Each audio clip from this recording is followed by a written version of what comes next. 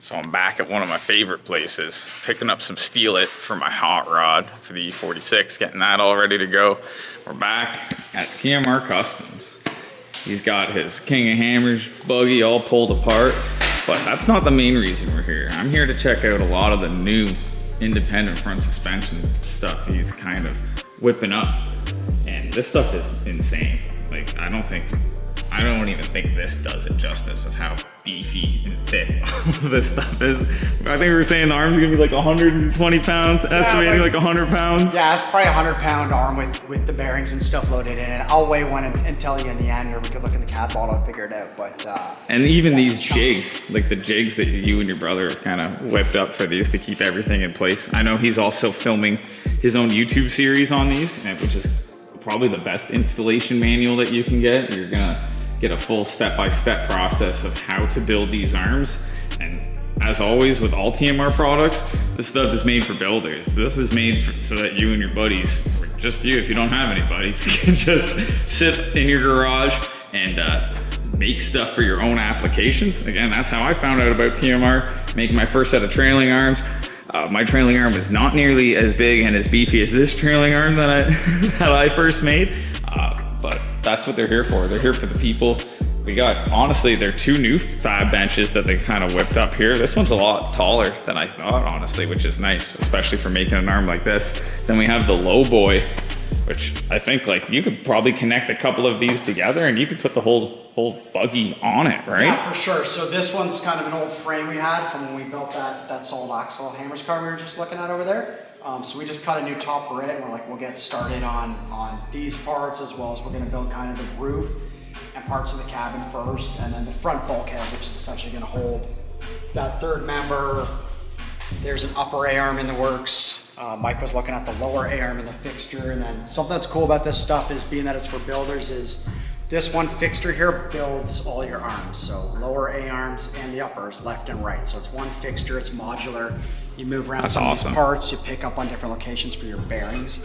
And like Mike said, the parts all come with manuals, like for building up this kit chassis here, so don't mind the mess. No, you're good, it's a fab shop. Kind of mid in it, but yeah, they come with step-by-step instructions, but the one nice thing is I am doing a video series on all these, so for each part, I walk you through, kind of show you where all the pieces click, tips and tricks I learned along the way. It's not entertainment YouTube by any means. Yeah, because you're learning too. I'm learning on the go, and then I just pass that on to you guys to hopefully make, if you're interested in building one of our cars, even if you're interested in using our parts for other stuff. I show you kind of what we learn along the way, and we pass that all down. But that'll save you having to email us with a question. Hey, where's this part? Still gonna happen. Yeah, you're still gonna have some, but we just try and make that easier. If you've watched the video is better than I can do with prints and written instructions. Even I watched the video. I don't plan on making one of these arms, but I watched it and I was like, this thing is sick. Because I know this has been in the talks for a bit, and obviously when you see the thought process just into the jig fixture for the arms, because they're making it so that you can make it yourself.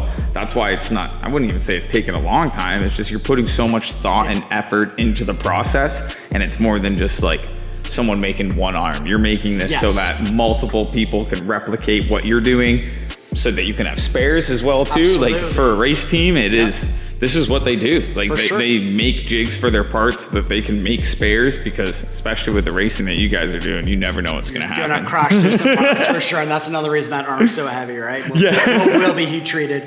And then another nice thing, even with that jig and fixture, is checking part straightness and compliance, right? Like in the future, if you've got that A-arm and you've taken a big hit and maybe it's questionable, is it bent, is my geometry out? Toss it in the jig. Toss it in the jig if all your bearing. If it doesn't get tossed in, it's gotta get tossed out. Something's off, but yeah, we're just trying to make it, and it takes time for us because you got to put a lot of upfront time into the design and stuff, but the goal is you can build an IFS kit chassis at home, just like you can build one of our solid axle cars at home. Yeah, like you can buy this whole truck. You can add to cart this entire truck and pretty much every single part that's on that truck on the TMR website, and build it yourself at home. It is quite a task. It is an undertaking. It's not like a bonsai tree Lego kit off of Amazon that you can build in a night with your girlfriend. That's for a fabricator, right? If you like to cut, grind, weld, and spend your time in the shop and not on Netflix, then yeah, for sure. Yeah, you can sink hundreds of hours into that instead, and a little more rewarding at the end of the day too. But yeah, dude, I just always love coming out here, checking out some cool stuff. I'm happy I was able to see these arms on the table. I kind of jealous, kind of want to get my welder on them. And this rear upper arm. So this, again, we'll just touch base because it kind of looks confusing. It's 100% confusing. So front of the truck, that's going to be their center section or third member. So that's going to be actually mounted like this. And that's your diff housing, and that's going to be solid mounted in the chassis. Yep, so that's basically going to be welded into an assembly we call the bulkhead. From there, this upper A-arm, and ignore this piece is just on here for heat treat, but there's going to be bearings here, bearing out here, but essentially this upper A-arm is going to attach to that bulkhead, and that's going to connect to that. And that's going to pivot on this. This is your wheel bearing assembly, and then now you're going to have a CV shaft that's going to run into that cup, and that gives you your independent suspension. Yeah, right? Exactly. Now those arms are moving up and down, independent of one another when we're running through the rough, running through the desert, uneven terrain. Just one side's taking that hit versus the solid axle car. When we hit a corner, it kind of upsets the whole thing. And then the engine would be pretty much mounted somewhere like here. Like this would be we're looking at the back of the buggy. Exactly, we're at the back of the car here. So yeah, it's mid-engine, so the engine's behind the passenger compartment. It's here. There's gonna be a big truss and a diff housing under here. Links down to the axle. Yep. And then you have your upper link. Yes. Yeah. It's gonna look like a spaceship. It's gonna be pretty bad. Yeah, this is our upper link, upper third. And then these are the lower links or lower trailing arms. So this guy's gonna be mounted vertical like here. It's gonna have a coilover shock and a bypass shocks. Dual shocks. Yeah, similar to like our solid axle chassis. Yeah, the welder is on it, man. He's got it set, John's dialed in. Great job with this stuff. Like this arm is insane. Yeah, it's pretty sweet. And yeah, it's all 4130. Again, it'll be heat treated. Some guys, if you're doing it at home, you won't heat treat this stuff. Just depends what you need, but we give you all the specs for that. So we'll tell you who you can use. We'll tell you who we're using, and our goal is to make life easy. Like, we don't hide any secrets around here. We share everything Yeah, that's again why I got into TMR products. It's for builders. Like the TMR product line is solely for fabricators to make life a little easier. It's not products for everybody, but for sure. We even had one guy today wrote us, and he bought like a bracket or a tab set similar to this. This is one I just had kind of mocked up for a photo, but he's like, oh, it was shipped like flat packed, like I thought it was gonna be welded, and we're like, no, we just put the examples of them welded for sure. And like ultimately, like lots of guys modify our stuff too, right? You might want to drill out a bolt hole, you might want to cut a piece off of this to change an angle or an offset. So yeah, this stuff comes flat packed. Dude, even that stuff comes in handy. I remember like one of the first things I bought because it was more cost effective. It was like a Jeep 4-link truss kit. So it came with like 2, 4, it came with like 8 heim joints, 4 arms, and like a middle truss, but I didn't even use the middle truss. But then I was able to save, like I cut stuff off of that truss and used it for other projects down the road. Change it, right? And everybody's individual builds, needs, and ideas are different. So we just try to make it so you can then modify our product, use it off the shelf, and try to show good examples of it in the real world on a vehicle, in a CAD model, so you understand how the stuff works and how you can ultimately apply it. Because all our customers are creative and do things differently. Like we've sold over 50 of these chassis kits. They're all over Canada, the US, Europe. They're all different. People put their different spin on them, put different bodies and fiberglass kits on them. Some guys panel them different. They all look cool and unique, and we don't want to pigeonhole you and say this is how you gotta do it. And it's not just limited to like, I know even my dad, I told him, I was like, I'm going to TMR, and he's like, the Jeep guys. I'm like, yes and no. I've seen a couple Suzuki Samurais with some TMR parts. So it's not just limited to one application. It just happened that application needed metal repair, because Jeeps do that. And reinforcing of the rear forelings and stuff like that. It just started as that market, but that market is honestly, I feel so generic. You're using Ford axles in your Jeep. Like it's so universal. It's very universal, right? It's not none of our stuff's really application specific. It's how you're going to use it on your build. Yeah. Do you want to check out some of the other builds? Yeah, we'll check out some of the other builds. And of course, dude, another thing, I think we're going to rip over to the HQ after this, because another thing that I always want to stress is everything is made local here in Canada. Obviously, there's some parts that are going to be outsourced, like shocks and bump stops and stuff like that, and other areas. But in terms of metal fabrication parts, I think you even make a lot of these side panels for Yeah, Jeeps too. I've never owned a Jeep, Yeah, but yeah. I see Jeeps with like, pretty much if you're from our area, you see a lot of Jeeps with TMR stickers For or sure. TMR parts on them. So this one was kind of our first build. So I've had this Jeep since new. It's a 2000 TJ, and what we did at TMR was we wanted to build it so it can handle a 40-inch tire. So it's got a Dana. I was gonna say, it's got the Larry Hoovers on it, dude. Yeah. So yeah, Dana 60 in the front, a 14 bolt in the rear, and then we made all the parts so you can do that yourself. Again, we make these shock towers. We make a 3-link kit for the front. We make the axle truss. We make the steering kit. All this stuff's universal builder parts, but we show you how you can use it on a vehicle or an application. So that gets you a big like F250, 350 front truck axle to support a 40-inch tire. And then the back's a GM 14 bolt, like the most common aftermarket off-road. And then this is a 14 bolt shave kit. We basically clip 1 3/4 inch off the bottom of that housing. Yeah, that's an with a cap OG on. TMR product. 100%, and this is the OG one. Like this is kit #1 under our own truck. Cool. Getting used, abused, tested. Yeah, before it's we even bring got stuff mud to on it market. still. It still does. And then like disc conversion brackets, and we don't do a lot of the armor anymore because these Jeeps quite as popular. We're more kind of into the Yeah, especially builder stuff. you have your newer Jeep, which is back there. I'd say those are the newer common Wranglers are the Yeah. more common ones for sure that you see around. But this thing, it looks a little not unsuspecting because it's obviously on friggin' beadlocks, but it doesn't look too crazy out of the norm. But when you start really looking at it, there has not been a corner unturned on For this sure, truck. for Like sure. literally, it has anything you would want to do to go anywhere. And then the newer one is built on the Jeep JK 4 platform, which is also obviously super popular. I've looked at this one a lot. I like this one because it's got a Chevy motor in Yeah, it. this one's got a Crate LS3 in it, 6L80 trans, Atlas transfer case. But similar stuff in terms of Dana 60 axle to support the 42-inch tire. And then in the back, again, a 14 bolt axle, another one of those shave kits. And then our arms using our own suspension joints that we make, we call Lifetime Heim.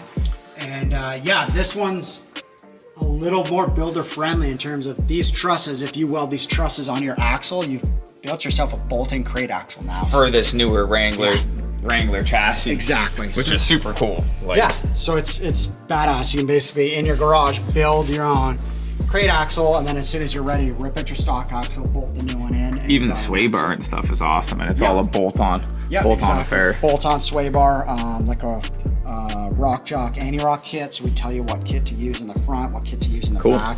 Bolt-on bypasses. Yeah, bolt-on bypass on this And one. the classic bumper. Yep. We do see a lot of these bumpers driving around for sure. Yeah, dude. Always cool stuff in the shop. And then speaking of the Lifetime Heims, that's Yes. where we're gonna go over to the main headquarters, the main shop, and really show you how everything is made in-house here in Canada, because I feel they underplay it a little bit. It's a large feat, especially these Lifetime Heims. There are so many little steps that go into making this product. So when people also compare it to a generic Heim that's that's offered on the shop, on the website or the shop, and then you see the comparison between the two, the work into it is one piece versus also the quality of material that they're using to make them. There's one there that I have over here for using for photos, but so that's the forged Lifetime Heim with a polyurethane bushing in it. So this is really good for dual purpose guys that do street, trail, a mix of everything. That polyurethane bushing's got some give to it, but it's still a super high flex joint. Like Mike said, we make this whole thing in-house. So the forging's done local to us here. It's heat treated chromo. I'll show you a raw forging so you can see how this starts out life.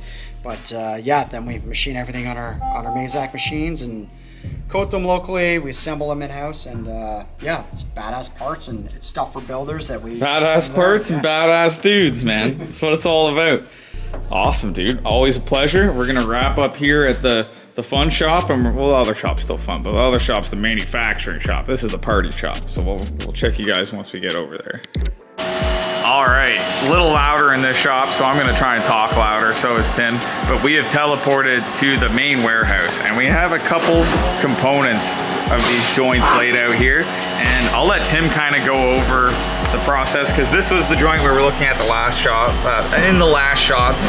And again, this is all made in-house here on the Mazaks, humming in the background there. And Tim will just kind of go over the process of the start. Well, pretty much from farm to table. Sure, it's a great way to look at it. So this joint we manufacture, the Lifetime Heim, we looked at the polyurethane version at the other shop, which has some give like for a more street application. This version here has solid bronze inserts. So the reason we developed our own joint was we sell traditional Heims or rod ends, we sell Johnny joints, we sell poly bushings. And we learned based on customer feedback, a lot of guys want a joint they can grease and a joint they can rebuild. Because when a traditional Heim wears out, you take it out of your truck, you throw it out, you buy a new one. Some guys like that, totally yeah, cool. Just throw it away. Consumable. We wanted a joint you could service and rebuild, so we came up with this Lifetime Heim. So the premise of it is you've got a forged chromoly housing, it's heat treated. You've got which is what this starts out as, right? Correct. Like this is the forging that you guys receive, which is also made locally here in southwestern Ontario, so it's done like 2 hours away from us. So when we first started making this joint, we'd make it out of a stump of billet. So you can imagine that's a 3¼ inch diameter piece of 4140. There is a lot of hogging to get all those chips off of there down to that thread. So once we kind of proved this product out, we had sold over 1,000 of them, knew everything was good.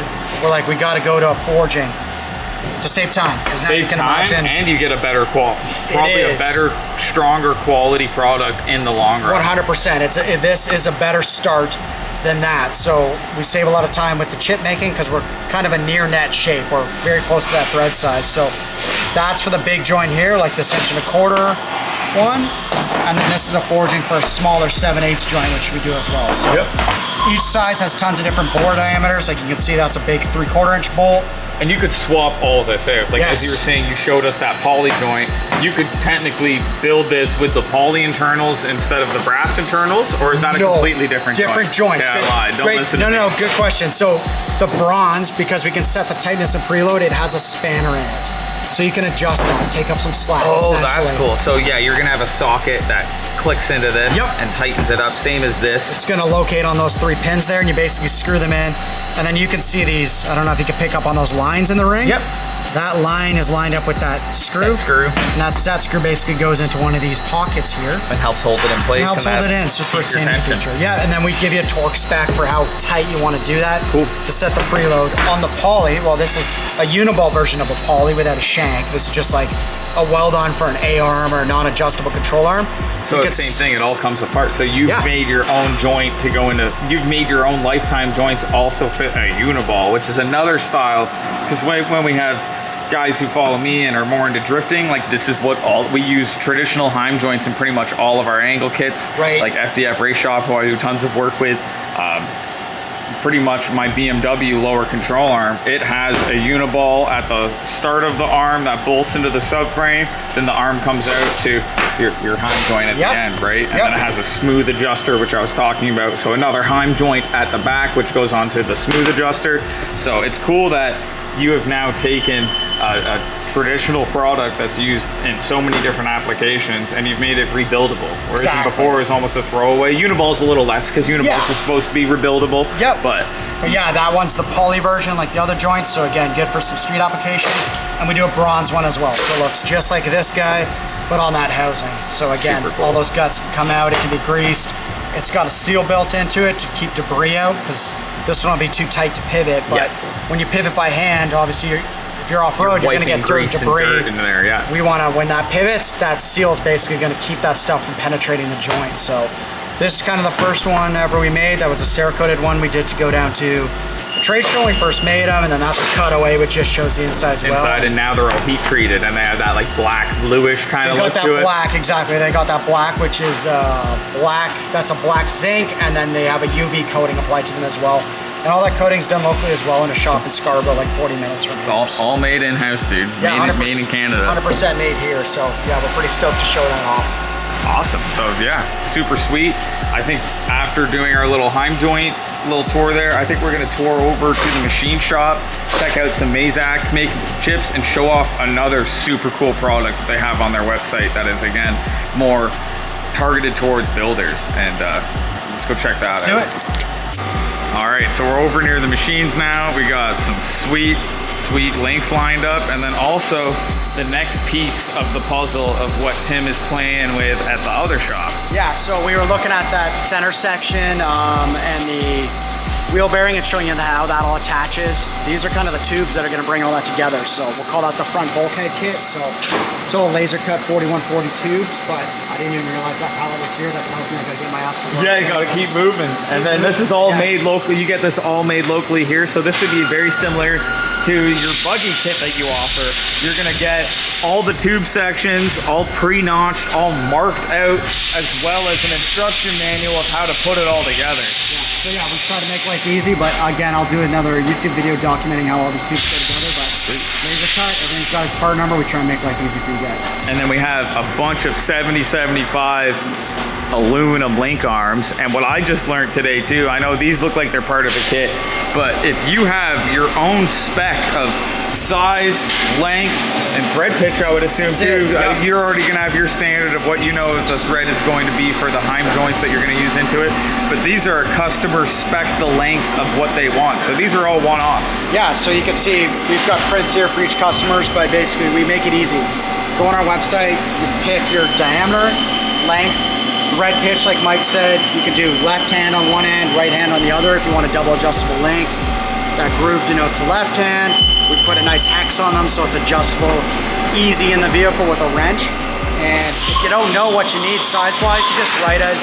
Adrian will ask you some very simple questions about the vehicle and how it's being used. Another great topic is the guys here are racers too. Yes. The guys who build these parts also use these parts. So they are going to be the information is already on their website too. Like tons of great information. If you just spend some time looking around, you'll usually find the answer to what you need. But if you think you have a trick question that you want a little more insight on, I've met Adrian has the answer for sure. So we get you that info, and then we do like this. These are big. These are 2.5 Yeah, these are some big boy links. These are going on a rock crawler, a rock bouncer. Where this is something more like, you know, it's still a little long for my kind of application, but size-wise, this would be very similar to like my lower links that I have on my wagon. These are still way bigger. For sure, yeah. I think these guys are 1.5 inches. My guess is somebody's using these on a steering link, either as a drag link or a tie rod.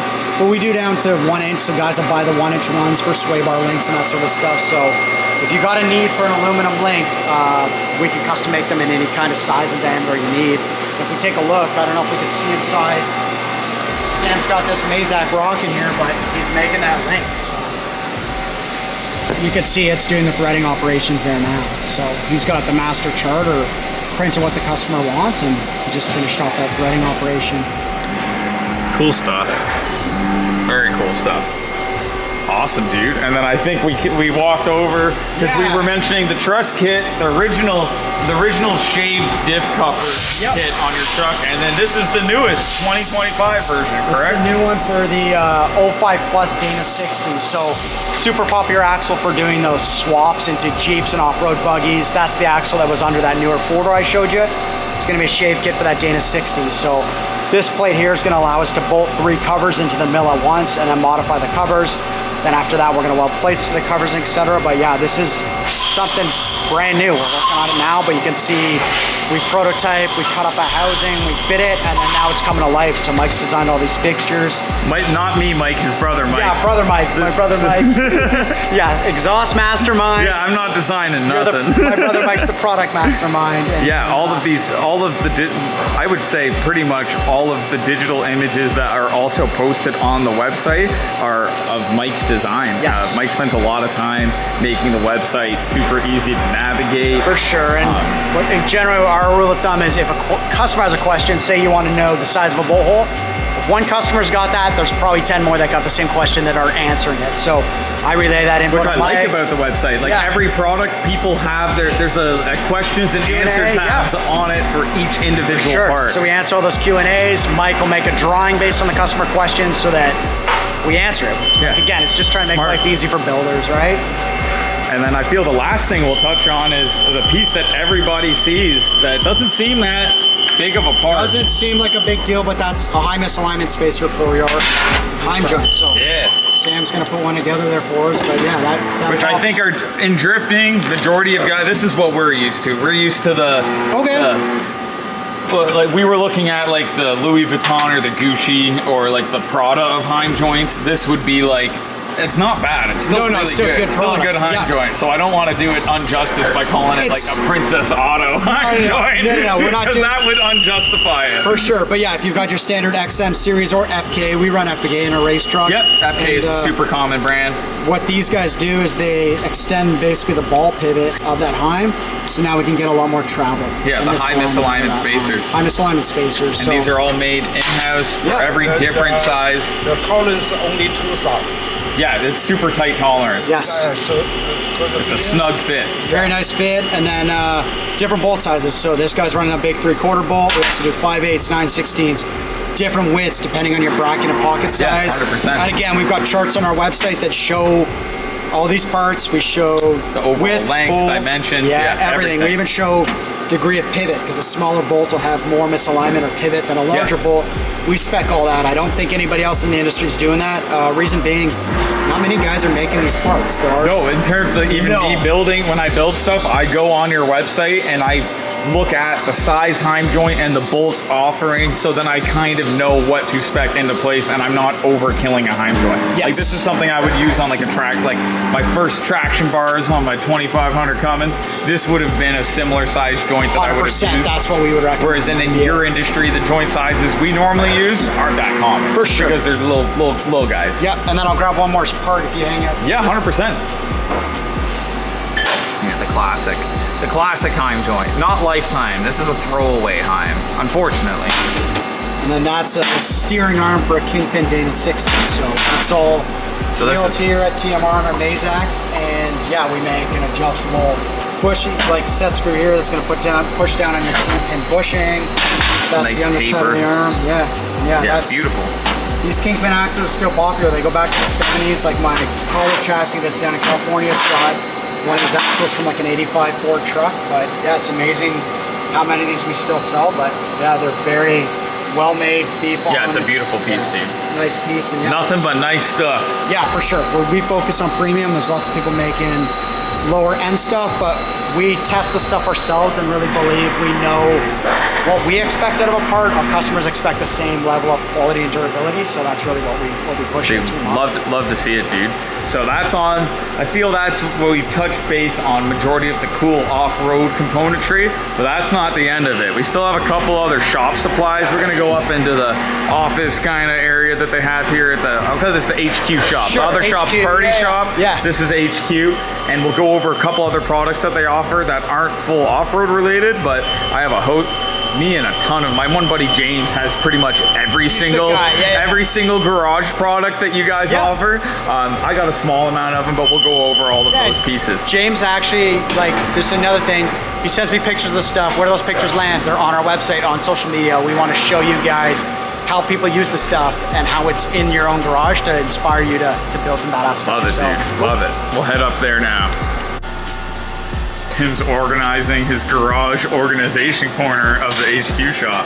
Yeah, so essentially we find at our shop, if we've got a problem, you have a customer probably have the same problem in your shop. And what our issue was, clamps, grinders, air tools end up scattered on a bench. Even the goddamn water hose. Right? Like all this stuff just ends up a mess. Now your guys aren't working efficiently. I'm watching everybody ask, hey, where's the metabo? Where's the wheels for the grinder? Who's got the flapper disc? Who's got it, right? So now there's no question as to who's got it. Everything's got a home, right? So I use a lot of these over at a race shop too. Yeah, 100%.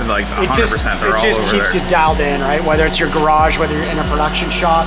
But yeah, if you check our site, we've got tons of these garage and shop organizers. They're all available in raw steel or powder coated orange. If you like we like red, so you just buy the raw steel ones, take them to a local powder coater, hit them with steel it. If you like the look of steel it, obviously we're into that paint as well as you are. But yeah, those are just a good problem solver. You don't have to be in the off-road world if you fabricate, if you use tools at home. Yeah, those are kind of even the machete bender, which I mentioned in my other video was using with you guys. I got two of them. I bended stainless hanger rods with them. I bend it all the time.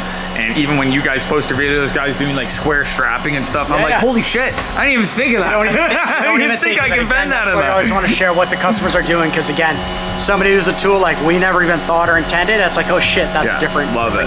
So if you're in, obviously other guys are interested in stuff like this, head to their website, TMR Customs, and I still spend hours on there and look for parts. So, sign up for the emails too. That's another thing. I'm still getting discounts. Our email newsletter, obviously there's discounts when we're doing sales and stuff, but we really try and promote new products on there. I try not to send you crap you're not interested in, but if we got something new, 100% is going to land in the newsletter. It's going to land on Instagram. You're not necessarily going to see it on social. Yeah. That's a busy world. Even the new products tab on the website, I like going through, and your brother's always putting on the new stuff for just all the new drawings for stuff too. That everything's going on there. Constantly updating product images, the dimension prints like you mentioned for my brother, so always working to get better. Yeah. Love it. Awesome. So I'm going to try and nail a high five over the camera. Yeah. Always a pleasure, dude. Until we meet again, had a blast, and we'll catch you on the next one. Thank you. We ran back over to the party shop because it has a way better presentation of all the sweet wall hangers and their purposes. You got bottle hangers that you can put your brushes, check this pliers. out. Oh, the extendo clip. Yeah. So this one's called the whole shebang. So it's got spot for your anti-spatter, tape, markers, like Mike mentioned, brush, wrench for your bottle regulator. Yeah, that's honestly the best thing ever. It's got a home, right? And then gloves, helmet, couple coats. But this stuff, the reason I invented this was this crap used to live here. Or sorted on another table somewhere else, too far away. Table of shit, and then you go to change a spool. Now all this shit's in your way. So here, it's got a home. When I'm done at the end of the day, I put the stuff back in its home, and I know where the parts are for. No, it's super smart, next time I'm in. And then a couple more here. This one's the angle grinder. 2 angle grinders and abrasive. What I learned from that was sometimes this isn't enough abrasive. We've got more wheels than that. So here's a brand new one. This one's just straight up pegs. Takes more abrasives, so I'm more organized there. A couple clamp ones over there. Clamp ones are rad. They can fit a square in them as well. Yeah, that's smart too. That's not a square, a combination square, but yeah, those are kind of a few more and how I use them, and then even Mike Catalo's one. And even there's more stuff. I remember we were talking about this last time. This is the base for, I don't even see where the portaband's hiding, but it's for a portaband, so you can mount your portaband up high, and then with this large table, you have so much more of a, I guess, throat area. If you got a bigger sheet to move it around, like this is the biggest one of these I've seen offered. And you got a chip tray. Yes, that one's the. You guys think of everything. The bench top, and then we've got over here the standalone version.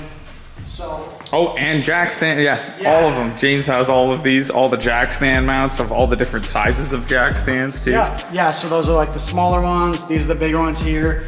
And then you'll notice these are like the Daytona or Harbor Freight. We've got brand new racks for those. I haven't even put them up yet in my own shop, but they take a different style. So again, customer feedback. They're like, I got the Harbor Freight I got this big boy pack. How do I do it? So that's that answer. Oh, damn. Yeah, if your shop's a little bigger and you can have kind of a dedicated station. I wish I had the saw over here. It's being measured over at the other shop, but that's cool. Yeah, so this is the standalone version, and chip tray. Chip tray, like you mentioned. I mean, that's smart. The reason I did the chip tray was I had a competitor saw. I was using it forever, and on the bench over there, my biggest issue was at the end of the day, I got a mess on my bench. Everywhere, just crap. So I'm like, this thing needs a chip tray, like.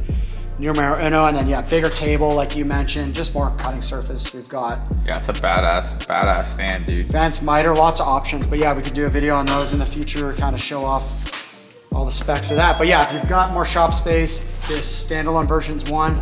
If you're a little tight, the bench top one Mike showed you earlier is nice because when you're done with it, you can just tuck that under the bench. And the fab benches, we roughly went over the one, but we do have the one fab bench here.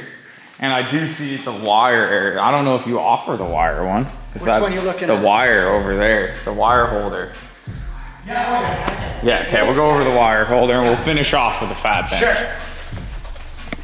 So this is trick. And paper towel. Paper towel, I mean we try and in the washroom, the toilet paper. Yeah, we try and solve all the problems. But these are the wire spool organizers. So this is the bigger one here, these two. And basically all your spools just feed through the front. We had these out of the way because we recently had an event. That's killer. There, but honestly, no. You guys who do motorsports wiring, I would like that. Yes, then that's what we had all these spools for motorsport, like the good TXL wire. Yeah, so. I know Mike made all the harnesses for the the buggy. So you got your smaller spools with Raychem and whatnot. So the large one, the small one, those are actually our jack stand rigs for the Harbor Freight, like we were talking about. And these guys can bolt together. They got holes you can wall mount them. They're portable. You just grab by those handles there. And This walk is just around. a shelf? Yeah, so this one's paper towel with a shelf. Cool. Again, just another. We realized we had the paper towel. I'm like, well, generally I want to have a bottle of soap above it, So- simple green, you know? Yeah. So, yeah, solve Cool problems. stuff, dude. Yeah. Love it. Yeah, problem solving is the name of the game. And I guess with that, when you started making the jigs and stuff for these big arms, the next problem was I need a table. Yes, so yeah, this is one of our standalone tables with the optional leg kit, or you can build your own. Yeah, because legs. you can get just the base and build your own legs, Yes, right? exactly, and that's how most guys buy it. And actually, the most popular version is this, the bench top version. These guys here. Sucker out. Yeah. And these 1, 2, 3 blocks. I know they offer these on the website too. You can get them, I think, pre-welded, or you can weld them Yeah, yourself. they're DIY, you weld them yourself. You weld them yourself. They do not come pre-welded. Do not listen to me. No, welding's the fun part. We try and leave that for you. And then this is one of the benchtop welding tables. That's sweet. So you can just place that on top here when Yeah. you want to jig some stuff Yes. up, and then take it off to have a cleaner working space where stuff doesn't fall in the hole. Exactly. Your experience. Yeah. You understand. You do not want one of these all the time. As much as you might see it on Yeah. Instagram, I think it's cool. No, Yeah, it is my main table, and I have like a couple pads of like mouse pads on it that I put stuff on Sure. so that it doesn't fall through the table. Completely makes sense. And then I've even had guys tell me they buy that and put on a set of sawhorses when they're welding, because Yeah. you're in a small garage, and when you're not using that, you can see I had it stored Save there, table space. tuck it behind a wall and whatever. But yeah, that bench top, it comes in a 1x2, 2x3, 2x4, super handy. And like, yeah, even like Mike showed, that 246 with the 5/8 holes. It's just great for either quick measuring or even just using it to hold shit like on the Exactly, table. Like I exactly. just use them as little, I use them as exactly. they're like a mini fab table. in Mini itself. table on your table. Yeah, table on your table. And then the last thing I did notice is another shop saving addition Yes. is this pit bull. I think that's what you guys call it, Yeah, right? so this is the pit bull receiver, and then this is the pit bull pivot plate. So again, a vise is often big and awkward in a small shop. So now when you don't need the vise, you can unbolt it and unpin it from the receiver here. Again, tuck that vise out of the way. You're not walking into it. I walked into this last Problem week, solving. and I mean, problem solving. Yeah, you walk into it once, but once you hit your ribs, you're like, hey, I can take it out That now. was it. This thing needs out of the way if you're working in a small space. And then this guy can rotate too. There's a whole pattern in the pivot plate. That way you can easily mount your Grizzly tube notcher in Yes. it and then take it off when you don't need it. Get it out. So yeah, Mike's looking at the Grizzly notcher there, which we make. Yeah, you guys make so much cool shit. A lot of stuff, and it's 100% not all off-road. If you're Yeah. into motorsports or just general fabrication, we got stuff for you. Yeah, you guys rock. You kill it always. Again, we ended it last time with a high five, but we'll do the final high five. We're done for real this time. All right. Always a pleasure, dude. Thanks for having me out. And I think the next time I'm here, we might be building some cool stuff. So I'll Absolutely. check you guys on the next one.